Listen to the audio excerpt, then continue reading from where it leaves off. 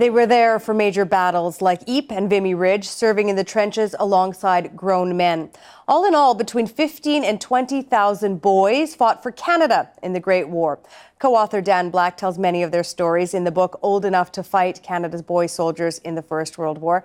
And Dan Black is here with us now. Hi, nice to meet you. Oh, good to meet you. Thank you. Okay, we're going to spend the next half hour talking about Canada's boy soldiers, our boy soldiers during the First World War. But before we do, let's just establish the tradition. Where does the tradition of using boy soldiers, child soldiers, where do we really date this back to? Well, boys have been involved in military campaigns for as long as there have been wars. It's nothing new, you know, and if we look at Canada's own history, you'll see that there's a lot of usage of boy soldiers over the years. In fact, some of our more well-known military history figures, Montcalm and Wolfe, James Wolfe, were underage or were very young when they first saw their military service.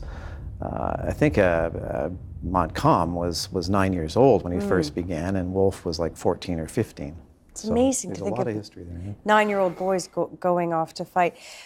When we talk about child soldiers, I said in our introduction to the program tonight, you know, that we think of faraway lands, failed states nowadays. Just define for us child soldier, anyone under the age of 18? Yes, for the context of our book, it was certainly anyone under the age of 18. However, you know, they did raise the age to 19, the minimum age to 19 during the First World War. So if you're under 19, you were not able to come technically to fight the battles. Yes, you had to get your parents' permission. You had to have them sign a consent form. Okay, so prior to World War I, just take me around the world a little bit, the context of using child soldiers. Who was using them? At that time, well, I think the British were using them. Certainly, a lot of Commonwealth countries were using them. We didn't dig into that too much, but we do know that most of the Commonwealth countries that participated in the First World War, in fact, had underage soldiers in them. So Canada was not unique in that respect. Exactly. Okay, what were the rules prohibiting the use of child soldiers? Well, it's interesting. There didn't appear to be any rules whatsoever. I mean, you have a case here where if you were under 18, you either lied about your age to get in, or the recruiting sergeant simply told you to take a walk around the block and come in and tell us that you're 18 and we'll get you in. And that's what happened in a lot of cases. In some cases, to be fair to the recruiting sergeants, they said, look, come back when you're 18. But what a lot of these young guys figured out was that you can go to a different recruiting center and try there. And a lot of them got in that way. It's an interesting story of a young kid, 9-year-old boy from Saskatchewan named Milton Brown, who was 9 years old when he showed up at the recruiting center. They looked at him and they said, basically, scram. But he said he really wanted to get in because his dad was overseas. And they said, well, look, son, if you go home and get your mom to sign a consent form, we'll let you in. So the young lad goes home and mom signs the consent form.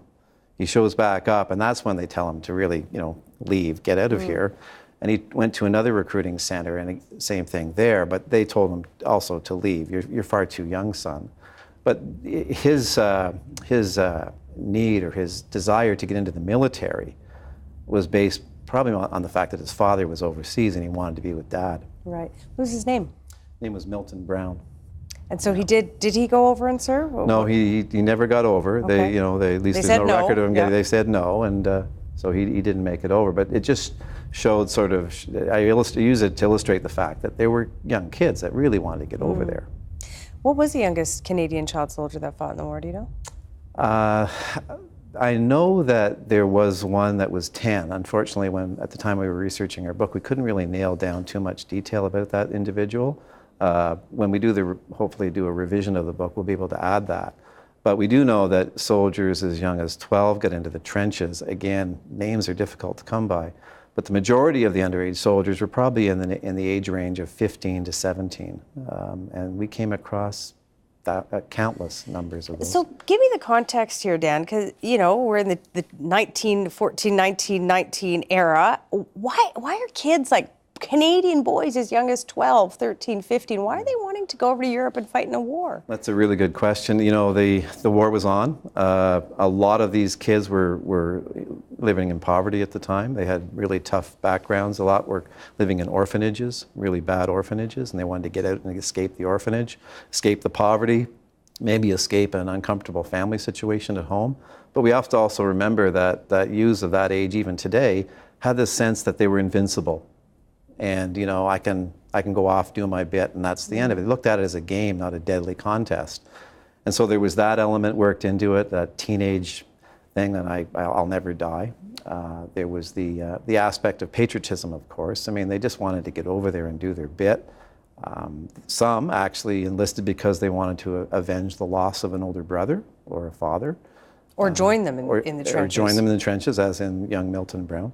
So there were many reasons why they did it. And there were also many reasons how they got in. I mean, they lied with their agent. And as the war went on and, news of people dying, Canadians dying, being injured, did boy soldiers still want to enlist at the same rate, or did it sort of dwindle? It did dwindle. It's another good question. By early 1915, there was a drop in enrollment. And so they changed some standards. When the war began, I think the minimum height standard, for example, was 5 feet 3 inches. So you can imagine a young man of 5'3", a teenager around that size, and so he could get in. But then, as the numbers started to drop, they actually lowered it to 5'2" for an infantryman. So you didn't have to be very tall. However, most of the boys that we wrote about in the book, it's interesting, a lot of these kids were big kids. They were, some were well above the minimum standards. So they were easily impressed, the recruiting sergeants, that they were both tall enough and they looked old enough. But they used to do things like, to get past the recruiting sergeants, they used to do things like wear a jacket a little bit too big for them, maybe their dad's jacket. They, back then, boys tended to wear short pants, so they wore trousers in front of the recruiting sergeant, so they looked a little older and mature. Some even would dust up their face with maybe a little bit of charcoal dust or, something to make them look like they had a bit of a shadow. And they were, like I said, they would wear like a bowler hat or something like that. I don't want to poke fun at that, but it seems a little bit like dress up. I mean, was this recruiting agents just turning a blind eye to? They knew full well that some kid had put charcoal on his face. Well, some would probably notice that, but you have to remember that these places were very busy, and I'm not saying all kids did that, but there were kids that had different tricks, different parts of their wardrobe that they would use, and as the war went on, these things got out, and other kids would learn how to play the game and get in. What's remarkable, though, is that they were so intent on getting in and going off and fighting. What happened to them if they were found out to be underage? You told the story that one got sent home to go see his mom and get her consent, but what happened to them? Well, if they got over to England and they made it there, so they made it past the recruiting sergeants in Canada, and then they made it over to the UK, and they were discovered, because they had to go through a medical in Canada, and then they had to go through a medical in the UK. And so if they were found out there, a couple things could happen. They would just be held back from going overseas, across the Channel to France or to the Western Front. But as the war moved a little forward, there was a whole battalion set up called the Young Soldiers Battalion. And that was like a holding tank, if you will, for these adolescent boys who, were under the age of 19. And it grew. The numbers, I think, were close to 2,000, I think, is what it grew to. And actually, it turned out to be one of the most remarkable battalions during the Canadian Expeditionary Forces experience in the UK, because these kids were drilled regularly. They got fed well. They were held in England, but they really learned the tactics. And then when they got up to be around 19, they could get over to France. Also, some of the kids that got to France, once they were found out as being underage, they would be sent back to the YSB, or sent into the YSB, the Young Soldiers Battalion. And so these were kids that were looked up at. Like, they were, wow. You'd been to the front. Yeah, like you're 17 years old, you're 16, you've been over there, and now you're with us, and wow, we can maybe learn a lot from you. Wow. So there was a lot of that shared thing. And what about, you talked about some of the reasons that the boys wanted to go over. Some of them had unhappy familial circumstances. But what about the ones that they wanted to go, but their parents didn't want them to go? Off they go, and the parents say, wait, my kid's gone off to war, I want them back home. What happened to those kids? Well, it's interesting, because the parents did try on many occasions to get their sons back home. The case of Willie Daly of Gananoque, Ontario, is a good example. He enlisted at the age of 14 in the summer of 1915. So he was halfway through his summer break, and he decided to join. And he got overseas, and while he was in the UK at Shorncliffe, his mother was busy at home, and she was rethinking everything. She gave her consent. She must have given her consent because he got in. So while she's back home in Gananoque, she's starting to write letters to the authorities saying, look, I want my boy home. Most likely because she's actually now hearing the news about how much carnage there is on the Western Front. So she's busy writing to the authorities. Meanwhile, Willie is over in the UK, not across the channel yet, and he's telling his mom, no, Mom, I'm okay over here. You don't need to secure my release. I'm fine, I'm in. They need bugle boys, and that's what I am. So there was an opportunity for Willie to join the 4th Battalion, which is already over in France. So over he went as a bugle boy.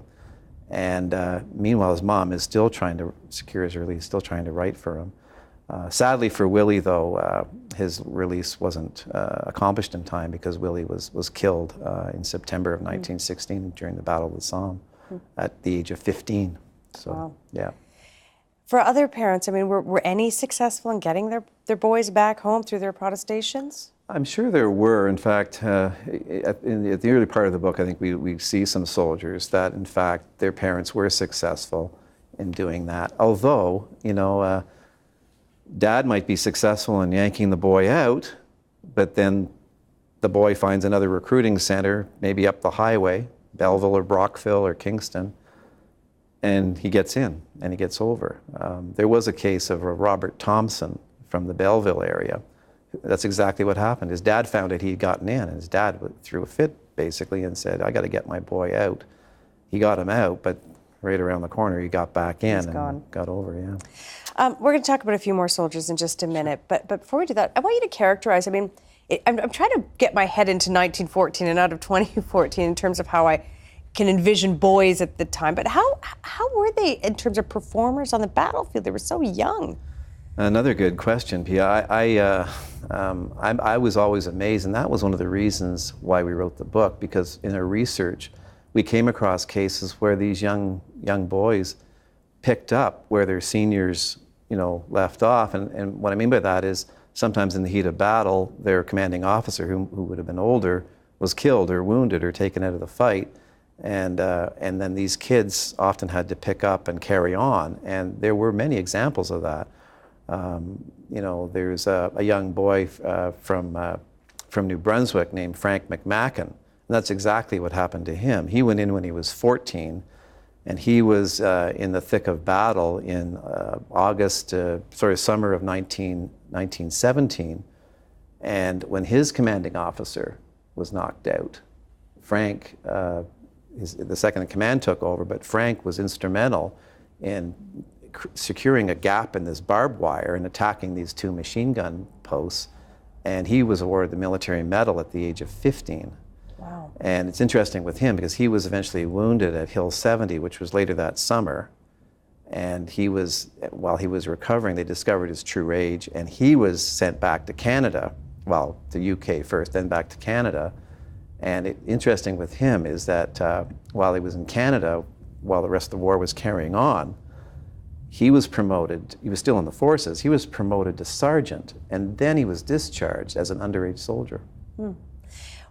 Were they, when they were sent home, were they sort of sent with, you know, a kick in the pants and you shouldn't have done this and go home, or was it kind of like, sorry, son, you're just too young to be here? I'm sure it was a bit of both. I mean, it really was when you're talking about so many individual cases, but absolutely, I am sure there were cases where they did get a boot in the pants. In fact, we came across cases where once they got across the channel into France, somebody noticed their age, and that's exactly what they did, although they didn't always get back to the UK. You know, they got a kick in the pants and they were just told to go up the line. Right. Or you get into a bomb-safe job behind the lines, maybe carrying water or rations, you know, behind the lines. But those jobs were still very dangerous for anyone who did them. And were these kids hard? Were they hard to discipline? I'm trying to understand these young 14, 15-year-olds with grown men. I mean, 20s, 21, 22, like that. But how that sort of all worked in the trenches and in the heat of battle. Were these kids hard to discipline? Did they listen well? What was the relationship with the older men in the trenches? Well, it's interesting because one of the things that they really tried to do, there seems to be a common pattern here. One of the things that most of them tried to do is they tried to act older. They tried to act like the older guy. They didn't want to be perceived as an underage soldier, as a boy soldier. Because that's not why we were there. They didn't go to say, hey, I'm a boy soldier. They went in because they wanted to be a soldier. And so they did all kinds of things. And they were fighting alongside men, though, that could be old enough to be their father. But a lot of teenagers, it's interesting, I having raised a teenager, I do know that teenagers sometimes need a lot of sleep. So some of these boys, even when they were on the frontline trenches, there were cases of them falling asleep on duty. And there's one famous story of a young boy who fell, and his head was like literally resting on the parapet in the trench. And commanding officer came by and woke him up. But if in another case, he could have been seriously disciplined. I mean, if because that could be a serious offense. But the commanding officer was kind and said, "Wake up, son. I know you're tired, but please, hold your post, and I'll get somebody to replace you." So that was a little bit of a compassion on the front lines. Roy Henley was his name, and he was at a very young age as well. Tell me about Private Percy Winnie McClare. Yep. Tell me how he enlisted in his story. Well, Percy was from Nova Scotia. Originally, his family came up from Boston, Massachusetts. I believe they were Canadian, but they came back home to Nova Scotia.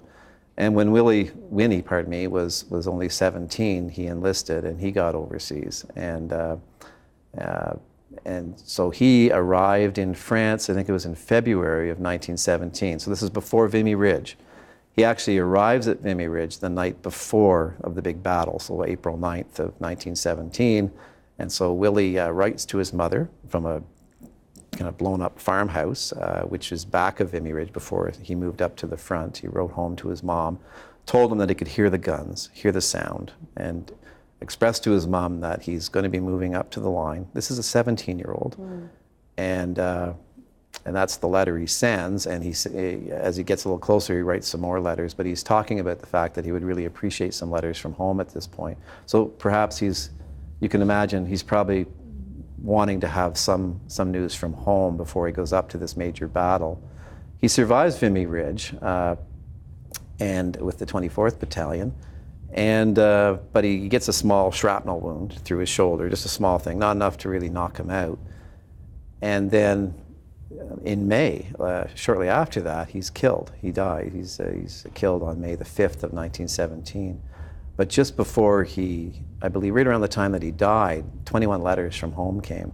And so it's a tough story, when you think about that.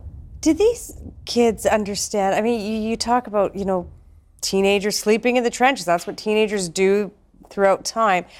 One thing that teenagers also seem to do throughout time is not always sort of understand or respect the gravity of the situation they find themselves in. Was that the same for these boys, or once they got there, did they go, "Whoa, this isn't what I expected," or did they understand how serious this was? Yes, I think once they got there, they did. But not before. Not before. I mean, they're back home here in Canada, even in the UK. I think as they got to the UK, they're beginning to think how bad it actually is over there because they're seeing things. But certainly in the early days, no, they were probably saying, "Hey, I want to, go over and be a hero and come back, and I get money too. I get $1.10 a day. That's more than what I can be making here in Canada." It depends on the kid. I mean, there were kids that in fact did imagine that it was going to be easy. There were other kids that, because of their backgrounds, tough life on a farm somewhere, their family backgrounds, that they probably had a different feel for it. They probably thought that it could be bad, There were some kids were wiser to it than others, but certainly once most of them got to France and into those terrible, terrible trenches, they would have seen it all. I mean, the awful world, the rat in the letters that you've seen that were written, I mean, do they talk about sort of that, our expectation versus the reality? Not so much. We didn't come across too much of that, but we were able to sort of see that their attitudes seemed to change once they got there. Even Willie Daly, who was telling his mom, "Don't try to get me out." There was one letter that he sends to his mom, and he says, I might consider going home now. So, and that was shortly before he was killed. If I could get back home, because he had a girlfriend back home in Gananoque, Kingston area. And he was writing to her just as much as he was writing to his mom. And he was in love, and I think what he wanted to do was actually get back home and work in the armories so he could be closer to Leona.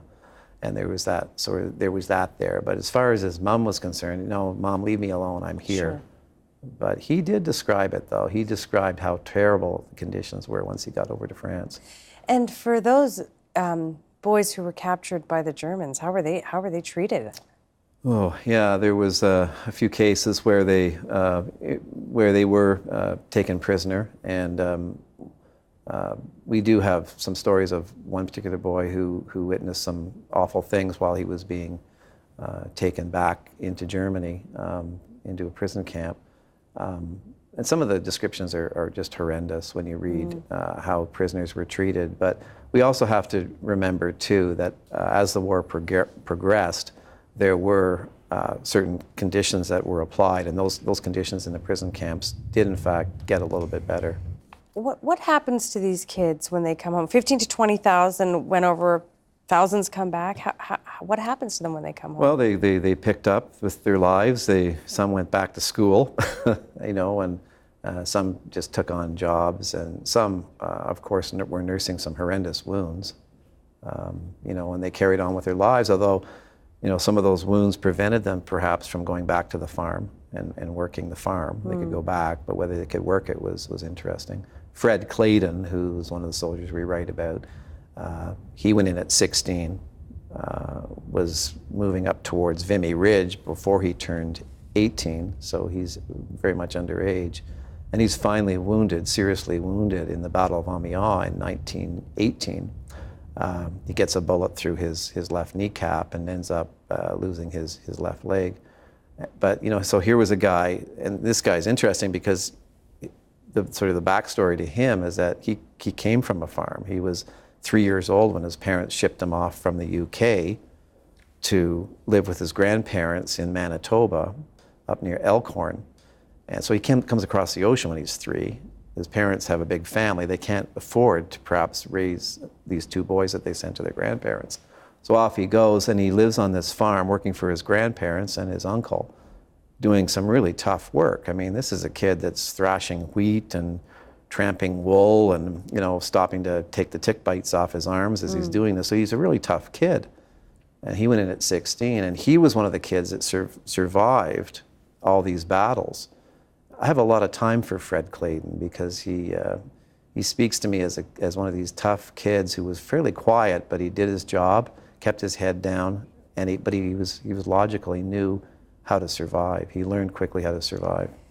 And Deb, just before we wrap up our conversation, put it into context for us. I mean, how do you distinguish child soldiers from the ones we see today in 2014 from the ones who fought in World War I? How should we make that distinction?